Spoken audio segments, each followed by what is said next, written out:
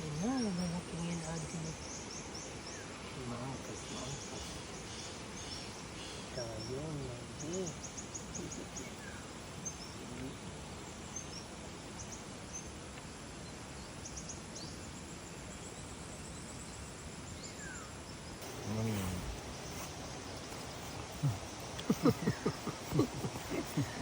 Hindi na nagtanong dito niya.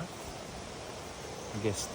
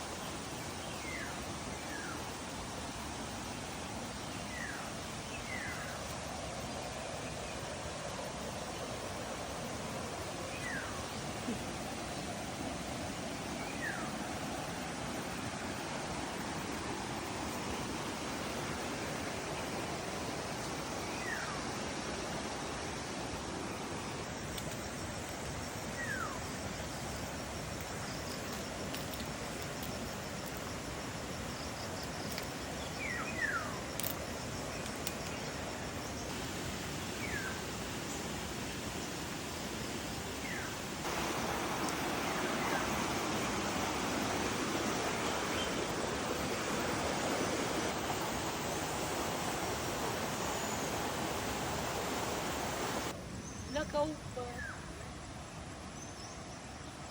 Plano. Hey!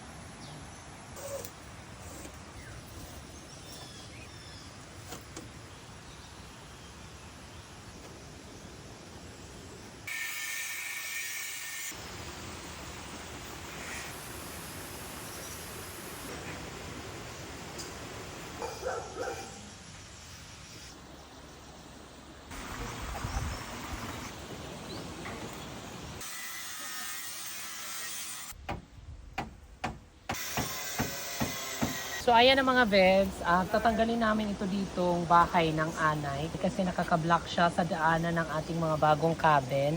Ang hirap kasi dumaan, ang tatagligid-lid. Adoy! So may plano kang landscape dyan? Oo. Oo, may plano.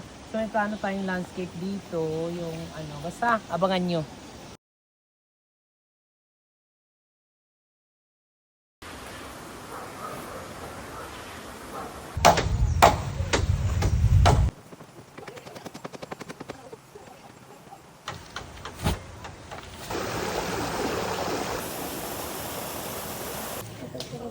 Ma'am, sa pangalis dito po.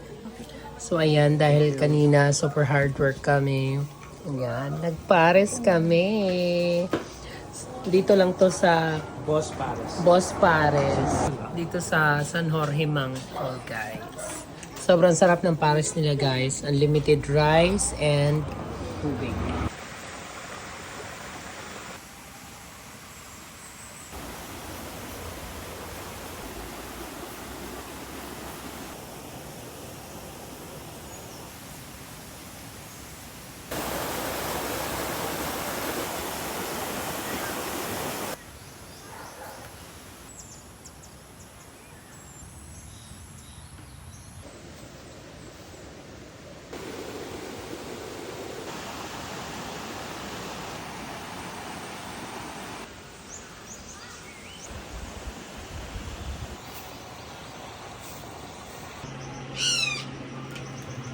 Good morning, guys! So ayan, today back to Carrera kami kasi ilang days na rin yung palagi na lang umuulan kaya wala pong pang guest. So kaya today, it's a sunny day today. Sana magtuloy-tuloy na yan. Yung mga angels naman, nag-awawalis-walis na sa paligid.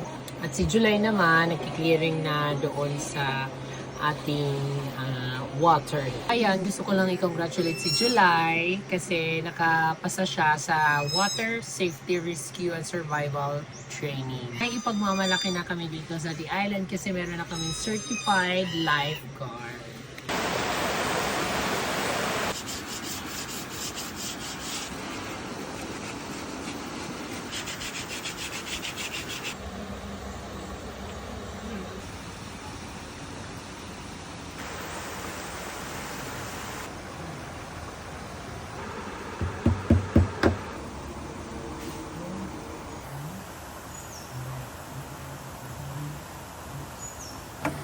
So ayun guys, taga-wiring na tayo. Ayan. So meron tayong taga-wiring today, yung professional from Ganda.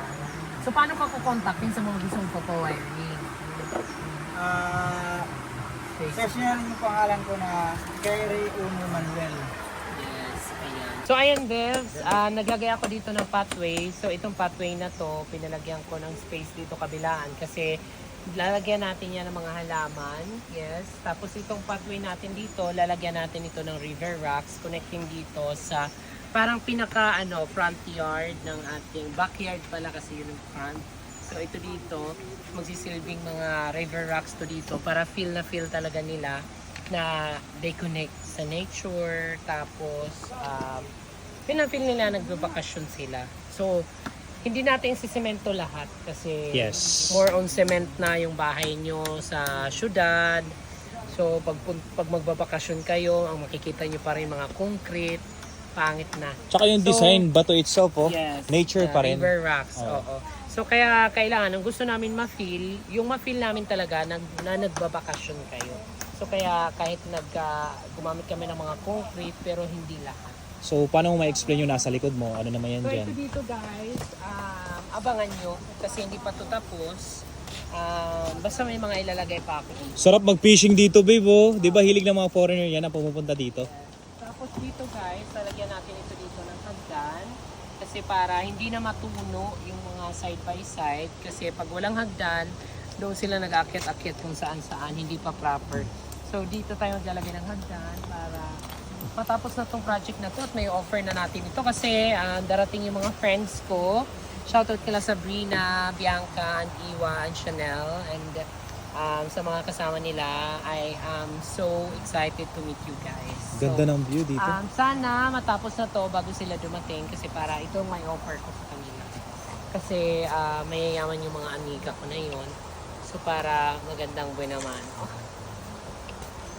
Tapos guys, pinalagyan ko dito ng kudal. Anong kudal na Tagalog? Bakod. Bakod. Yeah, so pinalagyan ko ng mga bakod kabilaan kasi para may privacy naman yung mag-staycation dito. Para yung mga ibang day tour guests, hindi na sila naglalabas-pasok kasi yung iba wala ring pakundangan kahit na alam na nilang May naka-check-in, or picture. may nag-staycation. Wala silang pakundangan o picture-picture. Hindi, yung iba hindi nga lang nag-excuse. So kaya nilagyan natin dito ng guys, ng bakod para meron kayong privacy. So kung magre-rent kayo dito, meron na kayo ditong tiki cottage. So hindi pa yung tapos guys, marami pa tayong lalagay, ayusin pa natin yung interior, lahat-lahat bago Halaman. tayo mag-cabin tour. So abangan nyo yung ating cabin tour guys, malapit na matapos.